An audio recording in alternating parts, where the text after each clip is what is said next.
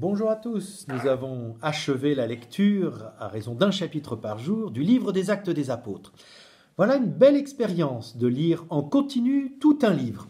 On se rend compte un petit peu des articulations, de l'évolution des personnages, puis on repère aussi des petites scènes, des séquences que l'on ne connaissait pas et que l'on découvre. Alors pourquoi ne pas continuer cette belle expérience, de plonger dans cette aventure d'une lecture continue de la Bible?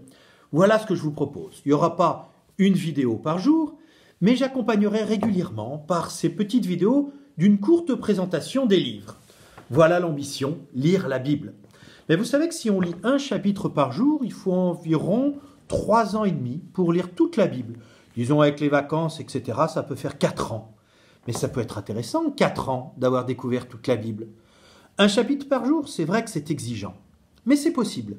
Parce que certains chapitres peuvent se lire assez vite, et puis si on en a manqué un, eh bien on rattrape.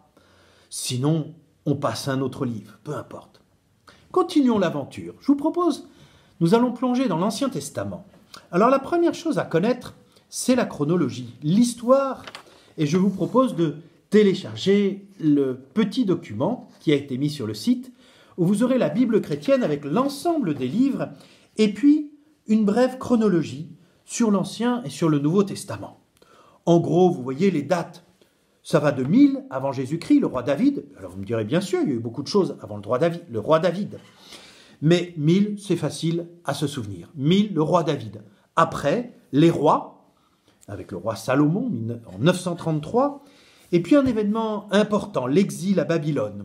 J'y reviendrai. Et puis la destruction du temple, bien sûr, et puis le retour de l'exil en 538. Mais qu'est-ce qui s'est passé entre 538 et la venue de Jésus en 0? On ne sait pas trop finalement.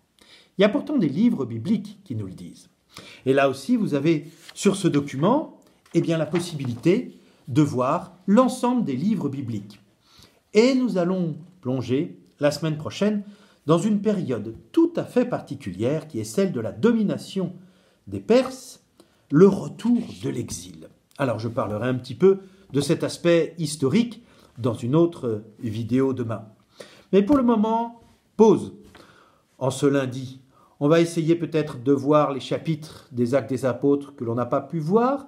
Pourquoi pas télécharger aussi la chronologie du Nouveau Testament, voir quels étaient les empereurs romains, à quel moment se sont déroulés les différents événements des Actes des Apôtres. Et puis après, nous plongerons dans l'Ancien Testament avec des livres qui, à mon avis, vous ne connaissez pas tellement. Les livres d'Esdras et de Néhémie, dans cette période tout à fait particulière. Pourquoi j'ai choisi ce livre? Parce que c'est justement le retour d'exil. Et c'est intéressant parce que c'est un petit peu la période que nous allons vivre après un temps de dispersion, de séparation, un temps où à nouveau, la communauté va se rassembler avec de nouveaux défis. La Bible est vraiment le livre qu'il nous faut lire. C'est vraiment le guide que Dieu nous donne aussi à toute période. Alors, pourquoi pas continuer cette belle aventure, un chapitre par jour, et puis nous verrons bien où cela nous conduit. À bientôt!